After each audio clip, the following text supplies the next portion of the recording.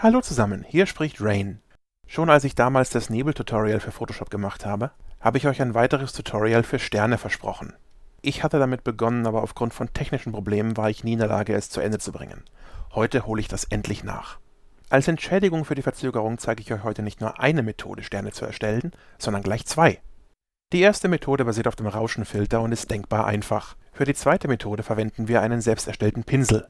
Wenn ihr direkt die zweite Methode anschauen wollt, findet ihr in der Beschreibung den entsprechenden Zeitindex.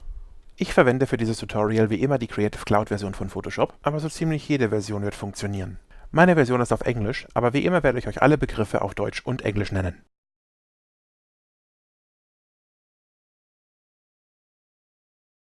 Erstellt in Photoshop zunächst ein neues Dokument, beliebige Größe, und stellt sicher, dass der Hintergrund schwarz ist.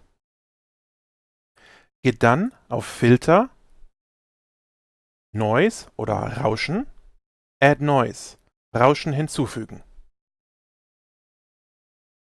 Stellt nun folgende Einstellungen ein: Amount oder Menge auf 50, Verteilung oder Distribution auf Gaussian, Gaußsche Normalverteilung, und stellt sicher, dass der Haken bei Monochromatic, monochrom, gesetzt ist.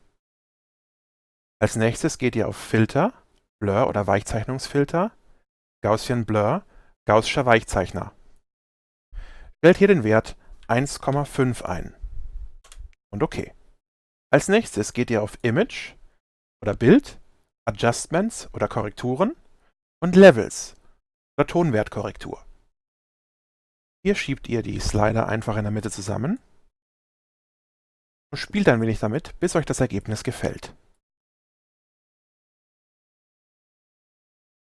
Ich denke, so kann ich es lassen. Wenn ihr die Sterne jetzt noch ein wenig funkeln lassen wollt, wählt die Ebene aus und drückt STRG J, um sie zu duplizieren. Wählt Filter, Blur oder Weichzeichner, Motion Blur oder Bewegungsunschärfe. Stellt einen Winkel von 90 Grad ein und eine Distanz von 15. Dupliziert die Ebene erneut. Wählt erneut Filter, Blur oder Weichzeichner, Motion Blur oder Bewegungsunschärfe und stellt den Winkel auf 0. Jetzt sollten wir vielleicht die Distanz ein wenig verändern, einfach, dass sie nicht ganz identisch sind. Gehen wir mal auf 20 und klicken OK.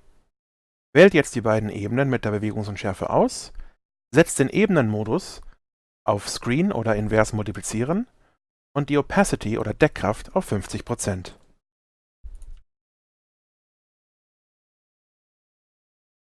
Wenn ihr jetzt irgendwelche Sterne habt, die euch nicht gefallen, erstellt einfach eine neue Ebene, nehmt einen schwarzen Pinsel und übermalt. Und das war's auch schon. So erstellt ihr ganz einfach und schnell in Photoshop einen Sternenhimmel. Teil 1 vorbei. Nun, dann würde ich sagen, schauen wir uns die zweite Methode an.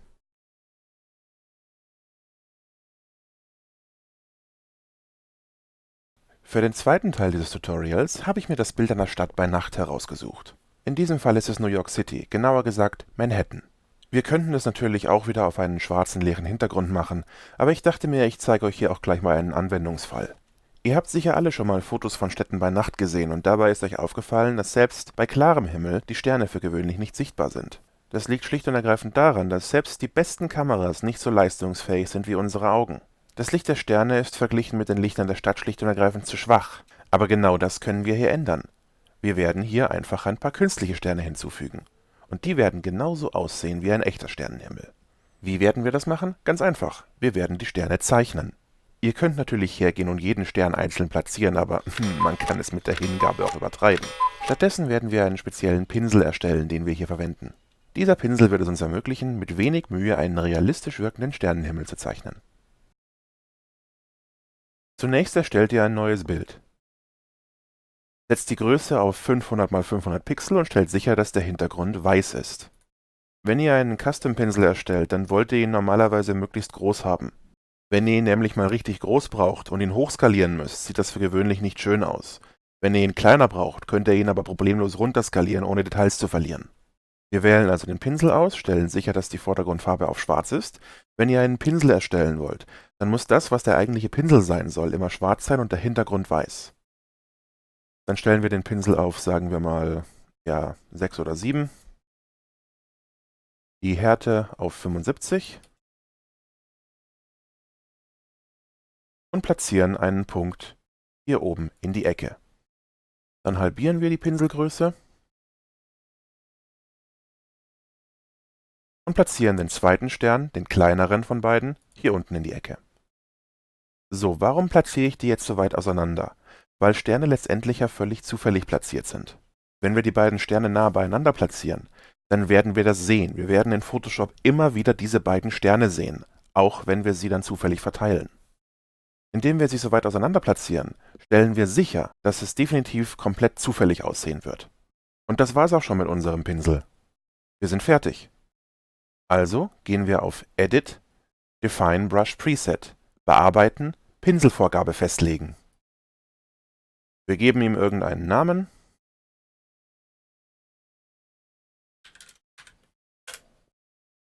So, und gehen zurück in unser eigentliches Bild. Wir stellen sicher, dass der Pinsel ausgewählt ist, die Vordergrundfarbe auf Weiß, klicken auf die Pinselform und wählen unseren zuletzt erstellten Pinsel aus. Wenn ich jetzt eine neue Ebene erstelle und hier drauf ein bisschen rummale, dann sehen wir, dass das noch nicht so ganz so aussieht, wie wir wollen. So erstellen wir mit Sicherheit keinen realistisch wirkenden Sternenhimmel. Wir müssen noch ein wenig an den Einstellungen des Pinsels arbeiten. Wir rufen jetzt also die Einstellungen für den Pinsel auf. Klickt entweder hier auf das Icon oder geht auf Window, Brush Settings, Fenster, Pinseleinstellungen. Hier haben wir alle Einstellungen, die wir je für unseren Pinsel benötigen werden. Während wir an den Eigenschaften arbeiten, haben wir hier unten übrigens eine kleine Vorschau, die uns zeigen wird, wie der Pinsel am Ende aussieht, wenn er malt. Klickt zunächst auf Shape Dynamics, Formeigenschaften. Setzt den Haken und stellt sicher, dass ihr es ausgewählt habt. Stellt jetzt den Size Jitter oder Größenzufallswert auf 100%. Und schon jetzt, wenn wir zeichnen, sehen wir, das Ganze sieht deutlich besser aus. Jedes Mal, wenn er jetzt den Pinsel zeichnet, variiert er dabei die Größe, wodurch das Ganze schon deutlich zufälliger aussieht.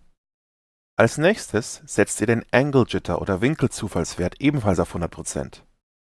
Und wenn wir jetzt zeichnen, seht ihr, dass er den Pinsel dabei auch zufällig rotiert. Und jetzt wirkt das Ganze schon wirklich ziemlich gut. Es reicht wahrscheinlich sogar schon aus so, aber wir können noch dafür sorgen, dass das Ganze ein bisschen besser verteilt wird. Dazu klicken wir auf Scattering oder Streuung, klicken am besten hier auf Both Axes, beide Achsen, und ziehen das Ganze ein bisschen hoch auf, sagen wir mal so 300. Wenn wir jetzt malen, sehen wir, dass das nicht mehr lokal platziert wird, sondern überall hingeht. Das Schöne ist, das Ganze ist so komplett zufällig, dass es überhaupt nicht mehr wirkt, als wäre das in Photoshop gemacht worden. So, wenn ihr ganz, ganz viele Sterne zeichnen wollt, dann könnt ihr auch noch hier den Wert von Count oder Anzahl hochdrehen.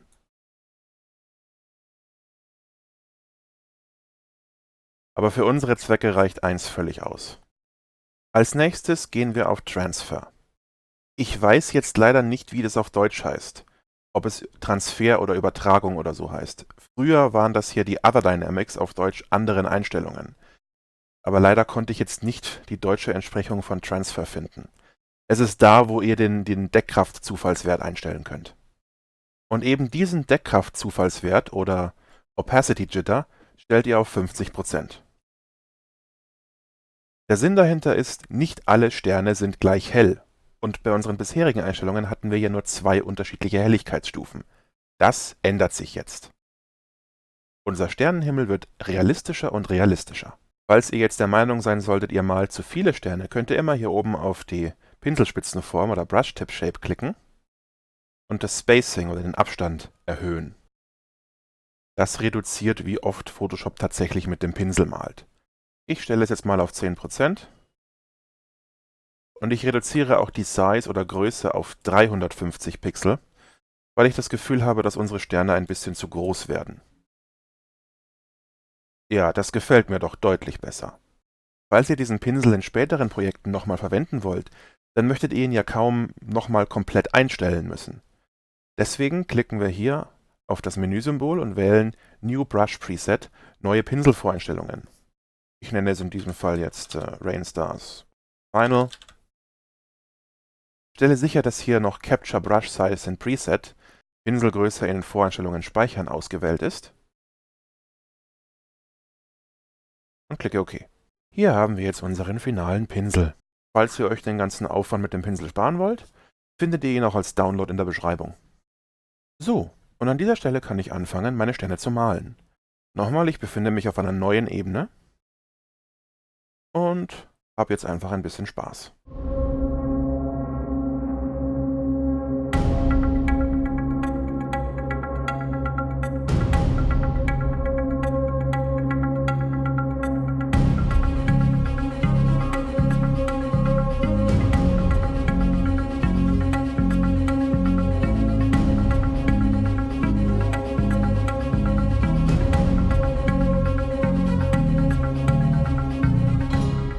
So. Das sieht doch tatsächlich ganz gut aus, oder nicht? Was ich jetzt noch mache, ist, ich erstelle nochmal eine neue Ebene.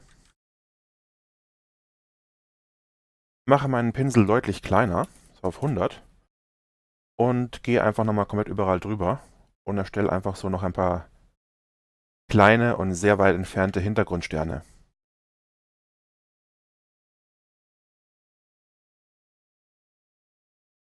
Einfach, dass das Ganze noch ein bisschen ausgefüllter wirkt.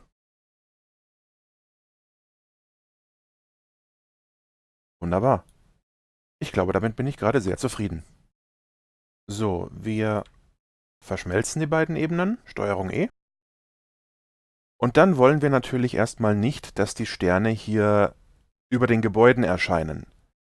Um das zu verhindern, klicken wir hier auf die Ebenenmaske oder Add Layer Mask, wählen einen normalen Pinsel aus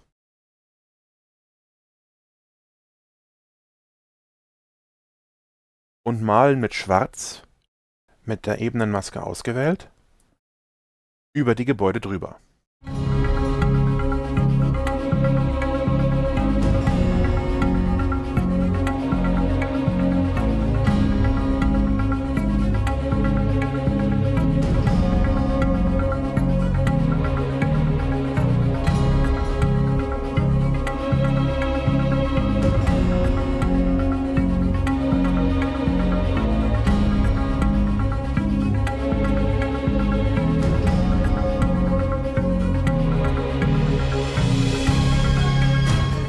Hier, wo es sehr hell ist, müssen wir das nicht machen, da fällt das nicht wirklich auf.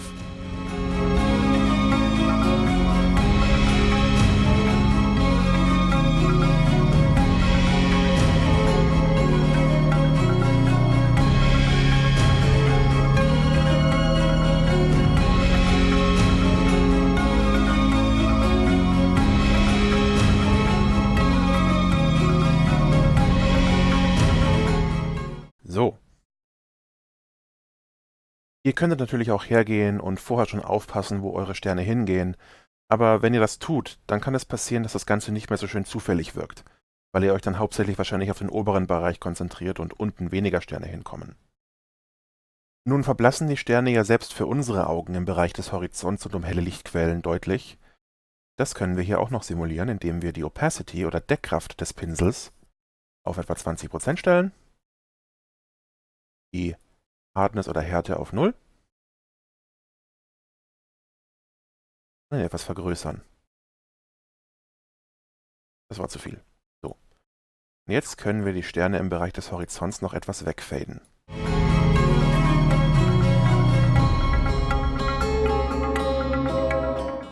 Und auch im Bereich um die hellen Gebäude.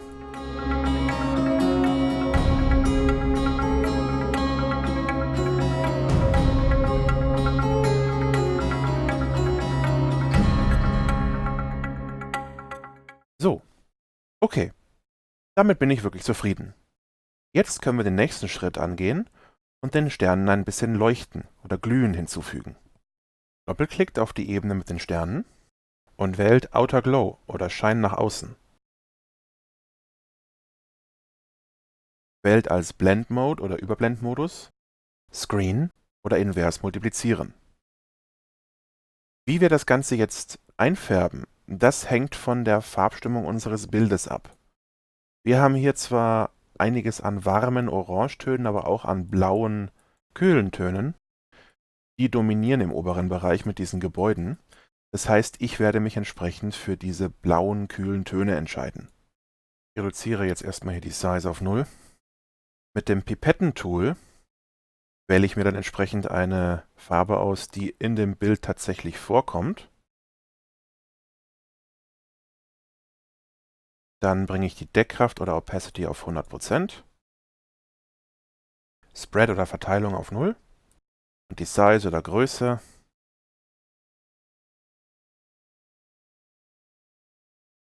ja, so in dem Bereich. Nein, das ist mir, glaube ich, zu stark.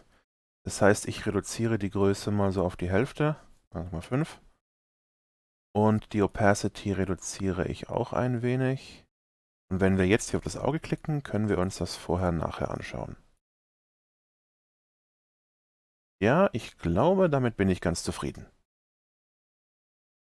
So, der nächste Schritt, den wir machen, sorgt dafür, dass das ganze Bild als Fotografie noch etwas realistischer wirkt. Bei nächtlichen Fotografien ist die Belichtungszeit deutlich höher als tagsüber. Ihr kennt vielleicht diese Langzeitaufnahmen von den Sternen, die dann wie lange Linien über den Himmel ziehen. Das ist eben das Ergebnis einer sehr langen Belichtungszeit. Die Belichtungszeit bei diesem Bild hier war natürlich deutlich geringer, aber die Sterne werden sich aus unserer Perspektive trotzdem ein bisschen bewegt haben. Um das zu erreichen, gehen wir auf Filter, Blur, Motion Blur, Filter, Weichzeichnungsfilter, Bewegungsunschärfe und stellen einen Winkel von, ich würde mal sagen, Winkel oder Angle zwischen 30 und 40 Grad ein. Und eine Distanz, also für diese Bildgröße, hat sich 3 am besten geeignet. Das ist kein allzu großer Unterschied, aber es sorgt dafür, dass die Sterne nicht ganz so scharf sind, dass es unrealistisch wirkt.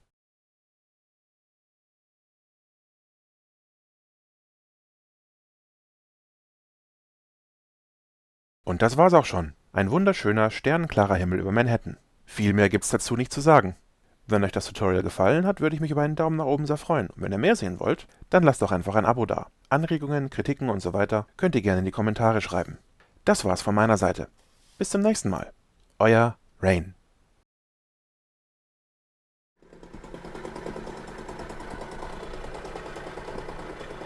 Kaum will ich aufnehmen, fängt der da draußen an.